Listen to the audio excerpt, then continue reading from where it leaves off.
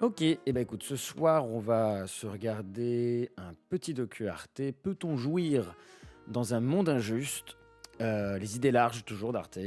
Définitivement une case que j'aime beaucoup de cette chaîne que j'adore déjà. Le titre m'a séduit à chaque fois. Je regarde jamais la vidéo en premier, donc on va découvrir ensemble. Je vais découvrir ce soir. Mais je le trouve très intéressant. Je suppose que ça va parler de sexualité, mais je suppose que ça va pas parler que de ça. Certainement, on va pouvoir jouir de manière aussi peut-être plus conceptuelle ou différente, ou en tout cas en restant habillé, c'est possible aussi. Et j'aime bien cette idée, enfin je trouve en tout cas intrigante, l'idée d'associer la jouissance à la justice, mais dans le sens de... Bah, je ne sais pas encore exactement dans quel sens, mais généralement, quand on l'associe à la justice, la sexualité, quand il s'agit en tout cas de jouissance sexuelle, on va penser au consentement ou à des notions de ce type-là. À mon avis, c'est pas exactement de ça qu'il s'agit dans un monde injuste. Ça sonne plus comme une injustice plus généralisée qui pourrait freiner la jouissance, peut-être. On verra. J'ai pas encore cliqué sur play, que je suis déjà en train de parler beaucoup, mais mais je suis curieux, notamment, j'avais déjà vu, lu, entendu, peut-être vous aussi, que euh, des épisodes de vie comme le Covid et les confinements qu'il y a eu ont pu apparemment impacter sur le long terme, en sortie de confinement, et même jusqu'à aujourd'hui, la sexualité des Français, et, enfin, des gens, des humains, et je crois notamment des plus jeunes. Donc je suis curieux de voir quel angle va être abordé dans ce petit documentaire. Donc j'ai envie de dire qu'on va, sans plus attendre, lancer cela. Donc j'agrandis hop là, le lecteur, qu'on ait une meilleure vue. Je coupe cette merveilleuse musique. Et puis j'ai envie de dire, on se lance. Oh, c'est France Upian, L'année Mademoiselle dernière, le maire Philomag. écologiste de Bordeaux a décidé de remplacer le traditionnel arbre de Noël par un sapin de verre et d'acier recyclé. Ben, nous ne mettrons pas des arbres morts sur les places de la ville. Bon, il n'y a pas de Et ça a raison. suscité un tas de réactions indignées. En fait, j'ai l'impression que ces gens n'aiment pas Il n'y a la pas de fête, raison. n'aiment pas la joie. Dès lors qu'il y a un truc un peu festif où Ah, les gens je peux pas me la voir, je suis désolé, je vais donner mon avis, mais je peux pas. Toute considération politique enlevée d'ailleurs, hein. Mais dès qu'elle parle, j'ai vraiment l'impression que c'est une meuf du collège qui s'est retrouvée propulsée ministre. Ah, non, les gens, mais ils aiment vraiment pas la fête, quoi. Mais allô, en fait. T'es français, t'es parisien, t'aimes pas la fête, quoi. peuvent être un peu contents, un Tour de France, une compétition sportive, une fête de Noël, ils veulent Ça, le un l'interdire. peu content, c'est tout la rhétorique, le style de parler du collège, du machin, de je suis comme tout le monde, ça me rend fou. Je comprends la démarche du Je peux maire de pas Bordeaux. l'avoir. Face à la crise écologique, c'est important de changer les imaginaires.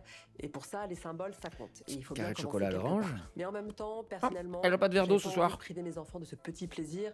Et puis je me suis dit que ce n'était pas mon Bah alors. petit acte de boycott qui allait fondamentalement changer la donne. Donc Bah j'en ai alors. acheté un, mais bio, pour me racheter à moitié une conscience. C'est beau. Michael Fussell est C'est bio. philosophe, il est prof à Polytechnique, il est de gauche. Dans son dernier essai, il reproche à une partie Mais le philosophe, il est de gauche. Il a mis un livre rouge qui s'appelle Quartier rouge. du camp progressiste, qu'il soit écologiste, féministe ou plus largement de gauche, d'avoir abandonné la défense du plaisir à la droite, de passer trop de temps à critiquer les gens sur Ah, ce qu'ils intéressant, mangent, ça. ce qu'ils achètent, ce qu'ils consomment. À un moment, au niveau de l'alimentation, j'ai envie de dire, c'est quand même pas toi qui vas me dire ce que je dois ou pas mettre dans mon assiette, quoi. Peut-on consommer de manière insouciante C'est marrant parce que quand tu écoutes ces discours-là, tu as l'impression que. Enfin, c'est vrai que si tu binarises le truc de gauche, tu aurais des gens qui te culpabilisent dès que tu ouvres un paquet de chips ou de n'importe quoi. Et du coup, les autres en face qui sont en réaction ultra colérique, oh, je bouffe ce que je veux, je fais ce que je veux. Et tu cherches toujours les gens au milieu, tu sais, qui essayent de vivre de manière éthique sans non plus péter un câble et à se culpabiliser dès qu'ils font un pas. Parce qu'en vrai. Bref, dans un monde inégalitaire même et quand aux tu pètes, ressources ton empreinte limitées, carbone est ou impactée, quoi. doit-on refuser les plaisirs que nous offre le système si on veut critiquer ce système? Peut-on jouir dans un monde injuste? C'est beau. Je commence à comprendre le titre là. Large. Même le son, il est cool. Ce qui intéresse Michael Fussell, c'est de penser le plaisir quotidien, qu'il soit alimentaire, sexuel ou festif, en des termes politiques. Et il fait une comparaison intéressante avec une autre émotion joyeuse qui peut être très politique, le désir. Je me pose la question de savoir quel type de sentiments sont engagés dans la vie politique et dans le rapport à la politique. Le plaisir, en effet, il a cette différence avec le désir, c'est qu'il ne se place pas sur le plan de l'imaginaire, de l'attente, de l'espérance, toutes choses qui sont évidemment politiquement utiles. Le plaisir, c'est quelque chose, je veux dire, c'est là où ça n'est pas là.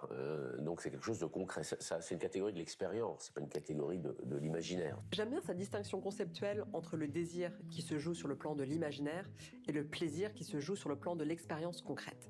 Et alors, a priori, le désir est une émotion qui Donc, semble ça veut plus dire qu'on facile ne à investir politiquement, peut pas ressentir de plaisir en désirant.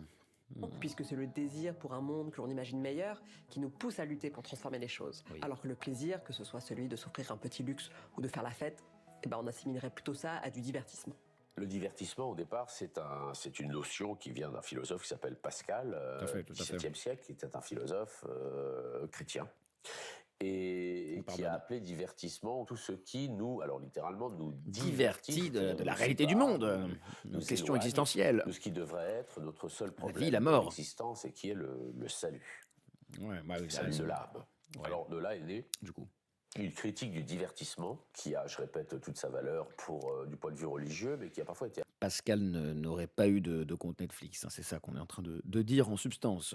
appliqué ou qui s'est retrouvé parfois chez des penseurs qui étaient tout à fait laïques, plutôt de gauche, considérant cette fois-ci que tout ce qui nous détournait, par exemple, tout ce qui détournait la classe ouvrière de son intérêt et sa cause révolutionnaire, qui n'implique pas immédiatement la transformation de la société, au fond, c'est l'idée qu'il ignore en quelque sorte son intérêt de classe. Ça, c'est une constante de l'histoire de la gauche, et même on peut se souvenir d'une espèce de conflit interne entre deux types de gauche, la gauche plutôt des jouisseurs, Voltaire, par exemple, Danton, la gauche des austères, Rousseau, Robespierre. D'un côté, Voltaire défendait la thèse selon laquelle le luxe relève du progrès, qu'il serait une promesse des Lumières en opposition au culte religieux de la sobriété, et en plus qu'il aurait un effet social positif puisque les riches donneraient du travail aux pauvres, tandis que de l'autre côté, pour Rousseau, tout ce qui n'est pas vraiment nécessaire à notre accomplissement moral est superflu. Et depuis cette querelle du luxe originelle, la gauche a toujours été divisée sur cette question du plaisir. Les courants marxistes, donc, étaient plutôt du côté austère,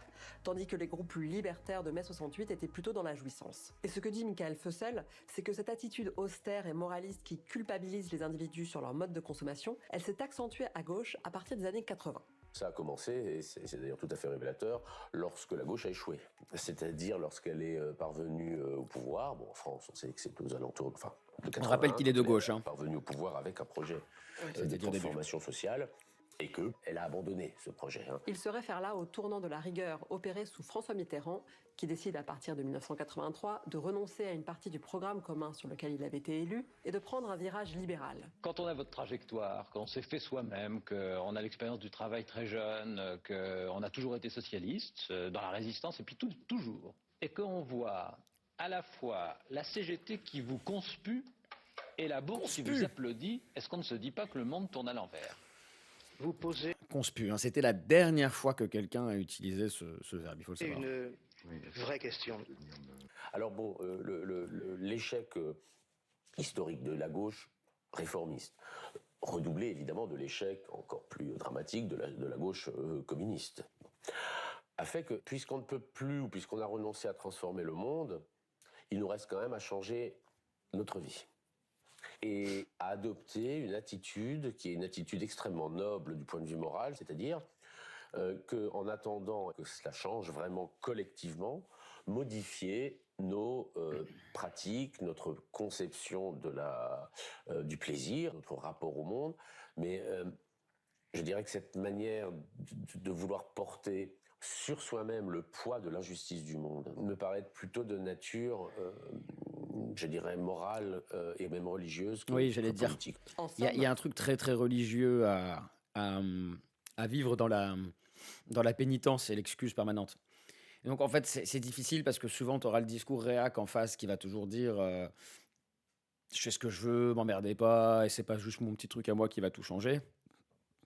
Mais enfin bon, bref, aucune extrême est jamais bonne, hein, c'est une banalité de le dire, mais je le dis quand même.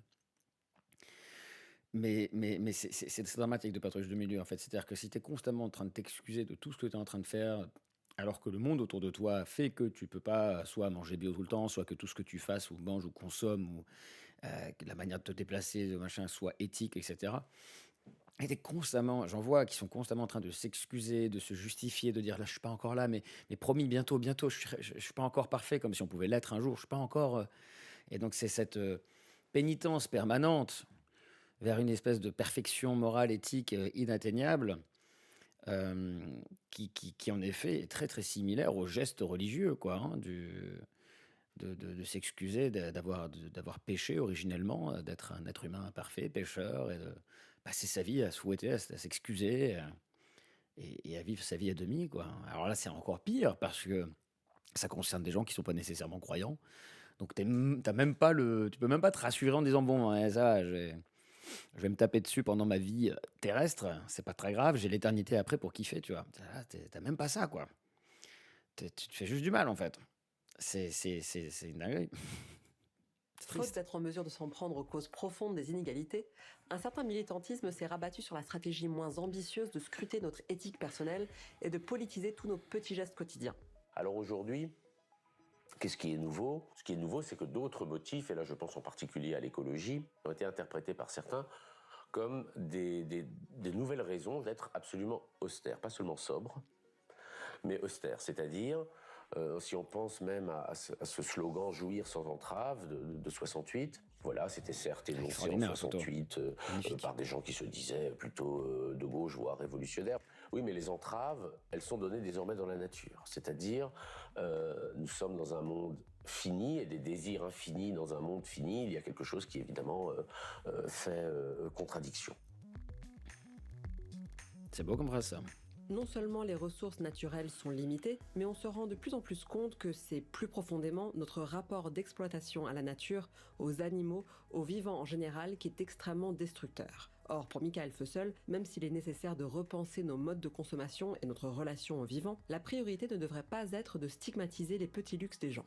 Le luxe, c'est ce qui, au fond, est pris à la nécessité. Il est quand même difficile de s'adresser à des gens qui n'ont jamais fait la fête pour leur dire que la fête est finie. On a beaucoup discuté en France il y a quelques mois de savoir si le foie gras, bon, c'était de gauche, de droite, etc. Bon, et surtout si c'était bien ou mal en termes de souffrance animale. C'est certainement très mal en termes de souffrance animale. Cela étant, il se trouve que le foie gras, c'est le petit luxe que certains s'offrent de temps en temps. La petite chose que je prends en plus de ce qui m'est nécessaire d'habitude et que je m'offre en quelque sorte. Voilà.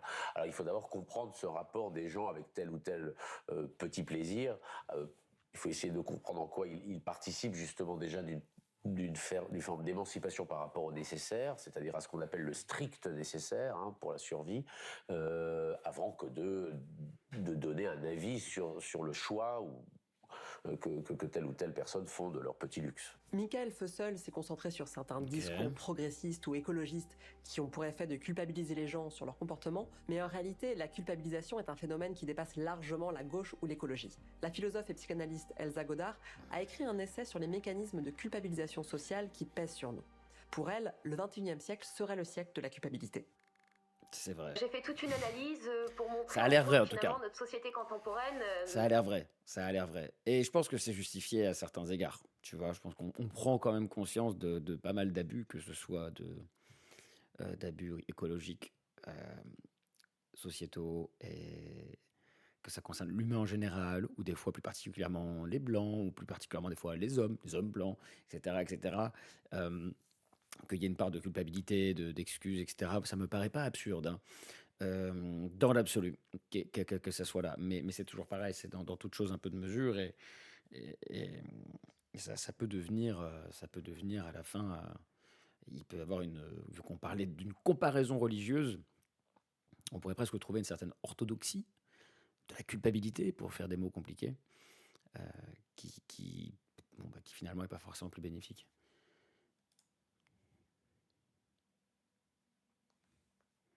Ça va se lancer. Mettez en Voilà. place une quantité d'injonctions. L'exemple emblématique que je prends, c'est être un bon parent, par exemple.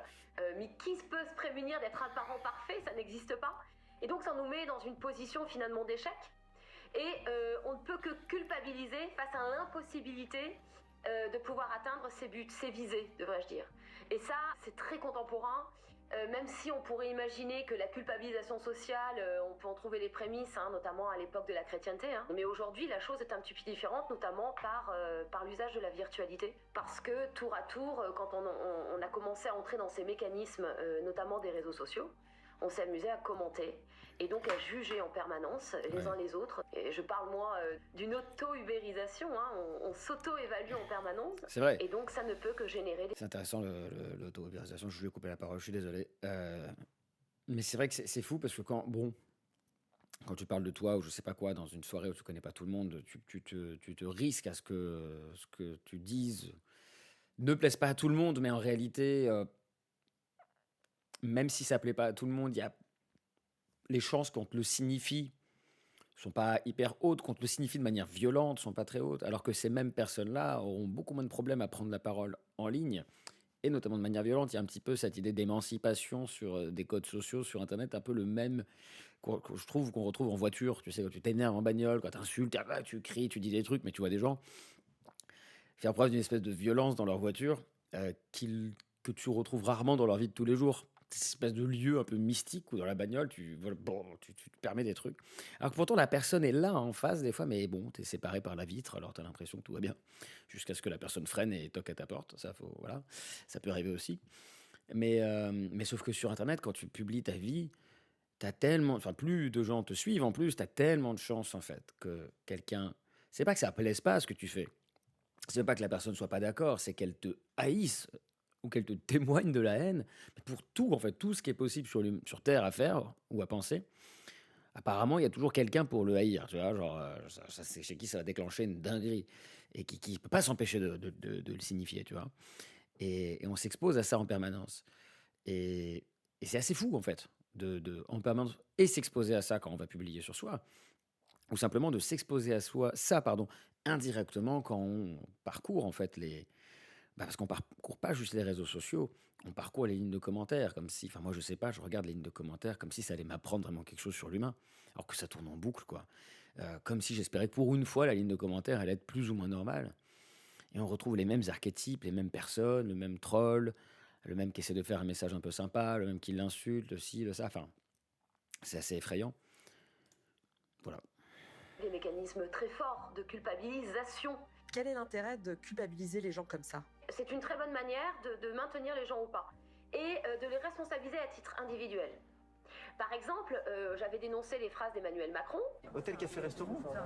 Je traverse la rue, je vous en trouve. Ils veulent simplement des gens qui sont prêts à travailler. Ça veut dire quoi? Ça veut dire que si jamais tu n'as pas de boulot et donc que tu ne peux pas payer ton loyer et donc que tu ne peux pas bouffer, C'est une merde. ta faute. C'est une Donc merde. ça, c'est terrible parce que finalement ça Vraiment, déresponsabilise hein. totalement le champ social et évidemment les politiques.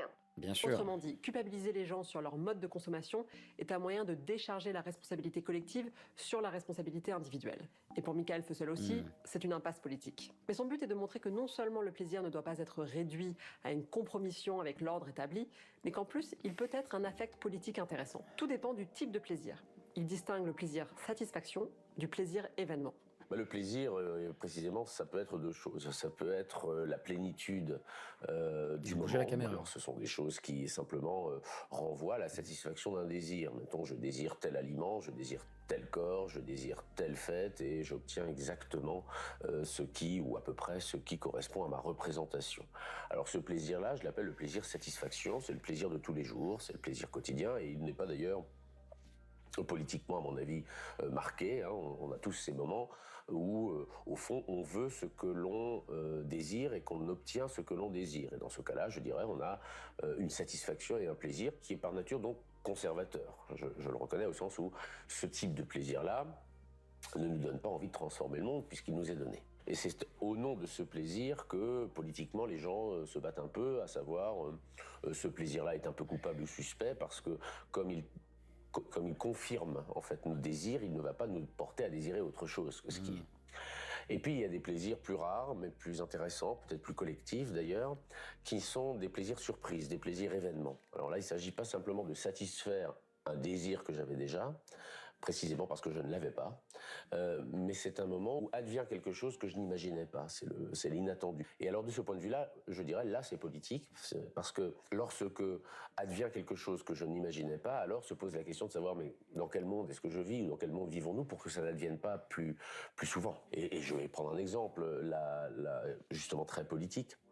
En 1936, entre le moment où le Front populaire est élu et le moment où il accède au pouvoir gouvernemental, où Léon Blum devient président du Conseil, il y a un mois et demi, où les ouvriers, les ouvrières occupent leurs usines. À ce moment-là, les revendications sont portées, mais elles ne sont pas encore satisfaites, justement.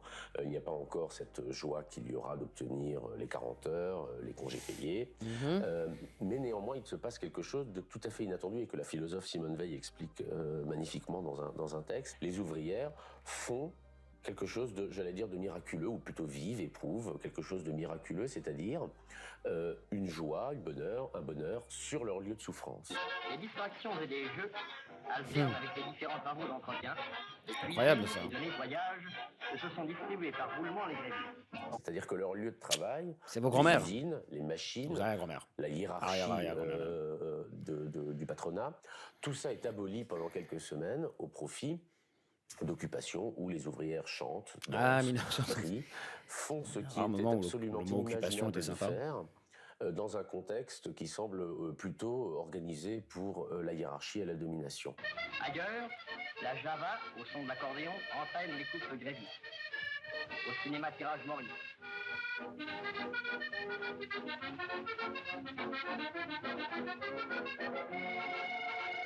Alors ce plaisir-là, cette joie pure, comme l'appelle Simone Veil, elle est non seulement politique, mais je dirais, elle est surtout présente, y compris dans des mouvements dans lesquels on a d'abord voulu, à tort à mon avis, ou voir de la violence ou de la protestation parfois colérique, comme les Gilets jaunes.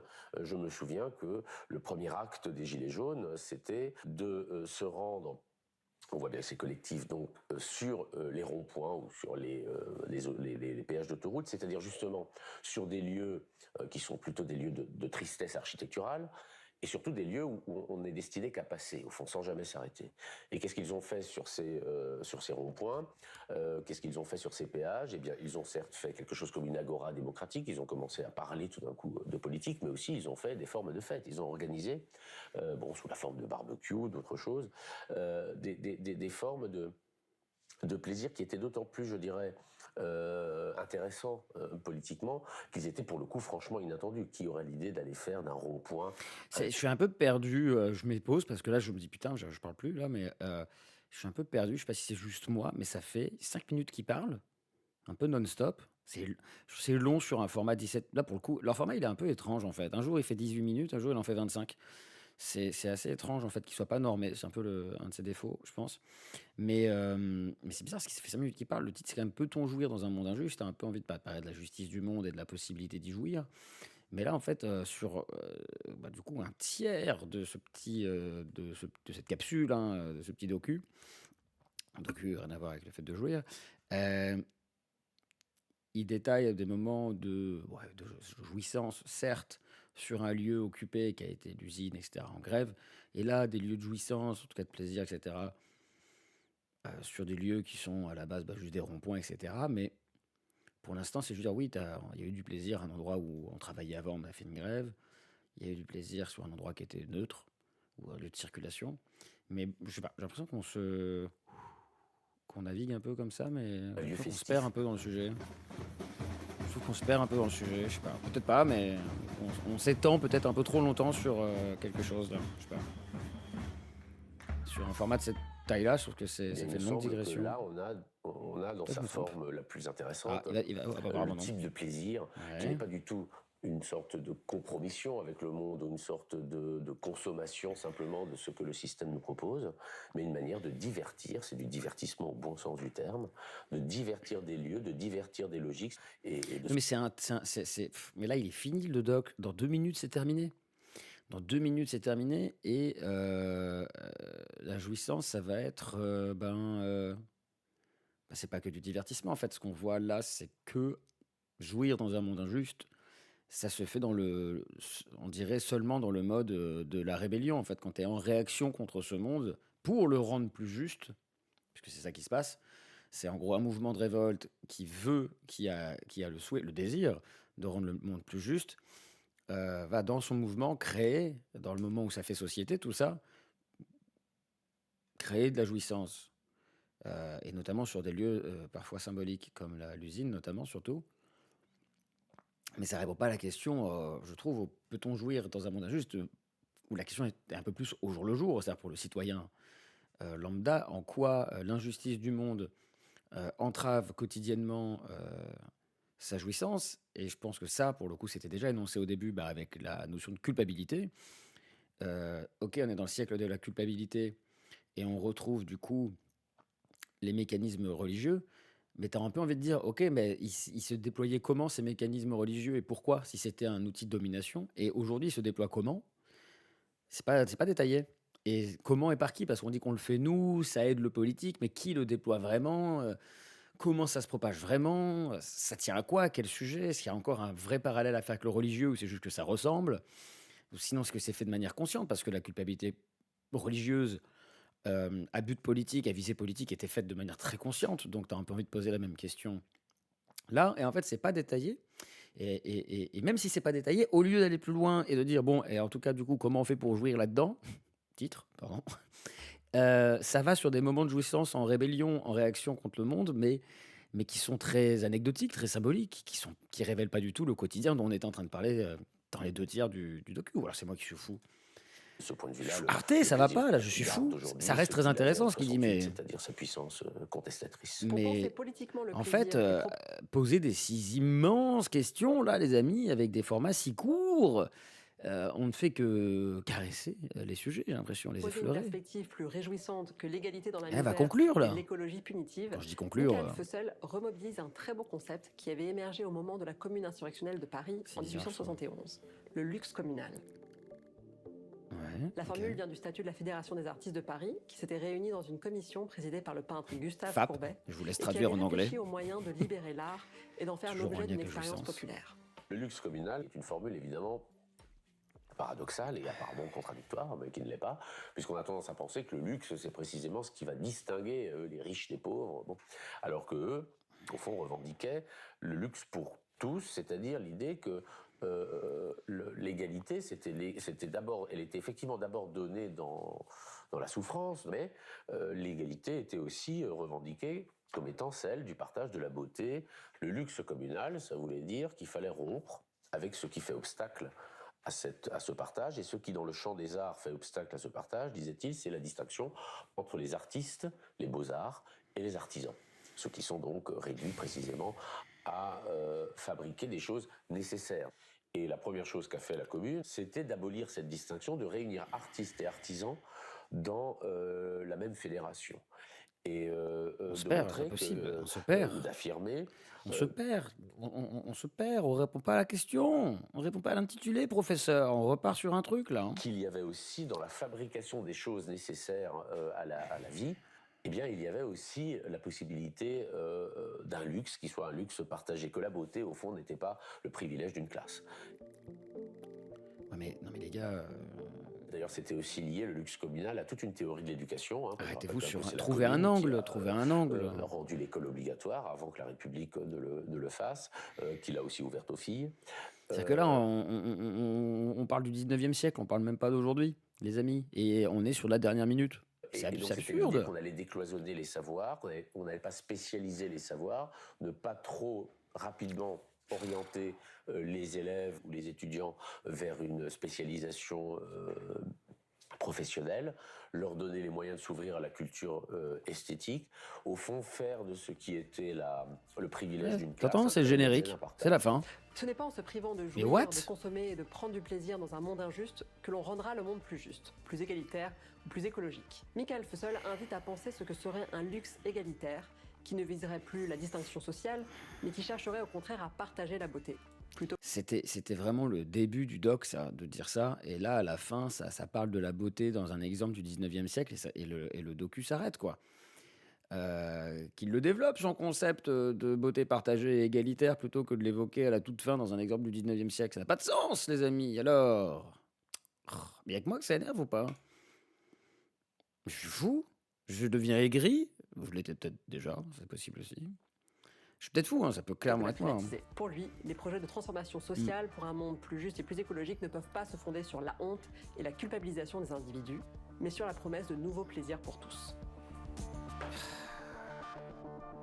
C'est bizarre parce que genre je peux être d'accord avec la conclusion. On va se faire un petit peu de musique pour la conclusion. Je peux être d'accord avec la conclusion, mais je trouve qu'elle... en fait, tout le reste n'a pas été assez développé pour arriver à la conclusion comme ça, quoi. Ça va trop vite. C'est bizarre. Et même là, c'est un peu étrange comme t'as envie de développer, c'est-à-dire de... Entre dire arrêter de culpabiliser, arrêter de... Que la solution, en tout cas, n'est pas dans la culpabilité des plaisirs, etc., pour un monde meilleur, et qu'on peut avancer vers un monde meilleur, plus égalitaire, plus juste, tout en continuant de prendre du plaisir avec moins de culpabilité. Tu dis, ok, développe. Mais en plus, il amène l'idée d'un plaisir égalitaire, plaisir pour tous. Mais c'est quoi? Qu'est-ce que c'est? Et pourquoi est-ce que c'est nécessaire? Peut-être que des gens, des humains, à cause de leur richesse, à cause de leur culture, à cause, j'en sais rien, tu vois, faudrait en parler. Il peut y avoir des plaisirs inégalitaires qui existeront peut-être toujours et que c'est pas si grave que ça, j'en sais rien, tu vois. Donc ça peut cohabiter avec des plaisirs égalitaires. Enfin bref, t'as un peu envie de lui poser des questions, mec, quoi. Tu te dis ça à la toute fin. Le mec, il est invité, il y a son concept qui apparaît vaguement en filigrane à la toute fin. Après 6 minutes de développement sur les gilets jaunes, les grévistes, et le fait qu'ils ont kiffé dans un moment de rébellion, mais c'est déconnecté. Ça vient et ça conclut sur la culpabilité, lorsqu'on n'était plus du tout là-dedans. Là, c'était de la rébellion sociale. Enfin, je trouve ça très mosaïque. Je trouve que ça part un peu en tous les sens, en fait. Quitte à avoir un format court, choisis un angle, tu vois. Enfin, c'est un peu mon truc. Choisis un angle, j'ai envie de dire, et tiens-toi à cet angle-là. Et évoque en disant, bon, il y aurait ça et ça et ça, mais on n'aura pas le temps d'en parler. Au lieu d'essayer de tout faire et à la fin rien faire. Oh, j'aime pas m'en prendre à Arte, parce que j'aime beaucoup Arte. J'espère que c'est peut-être moi qui n'ai rien capté, c'est peut-être possible aussi. I hope, j'espère. Comment on dit I hope en allemand? Parce que c'est une chaîne franco-allemande. Comment je sais rien, je sais pas. J'ai fait 9 ans d'allemand, comme tous ceux qui ont fait 9 ans d'allemand. Ich bin Tommy, voilà, tiens. Il reste quelques trucs comme ça. Bon, écoute, pas grave, c'était quand même intéressant. On apprend toujours des trucs, hein, c'est pas perdu dans l'absolu. C'est pas perdu absolu. Au moins, le vrai truc que je retiens de cette vidéo, personnellement, et qui me donne envie d'aller le creuser, d'aller le chercher plus avant de mon côté, des articles sur le sujet, etc., ou des livres, je sais pas, c'est la notion que l'idée qu'on soit dans le siècle de la culpabilité, ce qui est faux, hein, peut-être d'ailleurs, en étant vrai, parce que justement, ce qui est intéressant dans cette idée, c'est le parallèle avec la culpabilité religieuse. Et si vous voulez, que vous croyiez en Dieu et au Dieu chrétien, ça n'empêche pas que la culpabilité est là, en fait. Elle est en filigrane partout. Et il y a une dimension politique. Et que vous soyez athée, elle était là quand même. Donc, ce que je veux dire, c'est que la culpabilité religieuse, et donc politique, elle a été présente pendant des siècles et des siècles et des siècles. Il n'y a rien de nouveau sous le soleil à cet endroit-là, en fait. Donc, tu as envie de nuancer le truc et dire, est-ce que c'est vraiment le siècle de la culpabilité, ou est-ce que c'est le siècle de la culpabilité non religieuse, la culpabilité athée? Et tu as envie de poser la question, du coup, est-ce que c'est parce qu'avant, la culpabilité venait d'en haut, et pas que du ciel, mais clairement des instances dirigeantes, quoi, que ce soit les dirigeants du politique ou de la morale, hein, voilà, l'Église et l'État. Et t'as envie de dire à quel point ça vient d'en bas, là. Est-ce que ça vient d'en bas? Est-ce que ça vient d'en haut? Est-ce que ça vient un peu des deux? Est-ce qu'il y a une récupération d'en haut? Est-ce que c'est fait consciemment ou pas? Est-ce que c'est des restes religieux? Est-ce qu'on a besoin de culpabiliser? T'as un peu envie de poser ces questions-là, en fait. Et encore une fois, avec cette idée très troublante que, au moins avec la culpabilité religieuse, t'as quand même l'espoir d'une afterlife, tu vois, hein, d'une vie après la mort. Alors que là, quand on se fait du mal, on se tape dessus, on accepte de vivre une vie de pénitence, où au fond, on sait bien qu'on ne sera jamais parfait, on n'atteindra jamais l'empreinte carbone zéro, le machin, le truc. Et il y en a sérieusement qui se font un mal de fou, quoi, là-dessus. Et il n'y a rien après. Il n'y a pas de promesse d'après, quoi. Il y a un juste milieu aussi, hein, à trouver, très certainement. Mais en fait, je ne vais pas faire le documentaire tout seul, là, à l'oral, mais je pense que c'est dommage que c'est ces questions qui auraient, à mon sens, mérité, en tout cas, d'être plus creusées. Arte, si tu m'écoutes. C'est en toute bienveillance, je vous aime. Mais en tout cas, ce concept-là, très intéressant, je le retiens. L'idée de la culpabilité athée, entre guillemets, j'ai envie de dire, versus la culpabilité religieuse d'avant et quel pont il existe entre ces deux-là à creuser. Ça m'intéresse beaucoup. Voilà, c'était un live tranquillou, hein, un peu en solitaire, mais si vous avez regardé en VOD, en rediff sur YouTube, j'espère que vous avez kiffé, j'espère que vous avez quand même appris des petits trucs. Voilà, je vous remercie d'avoir pris le temps de regarder. Je vous embrasse, puis je vous dis à très vite pour un prochain petit react, prochain petit live. Des bisous, ciao.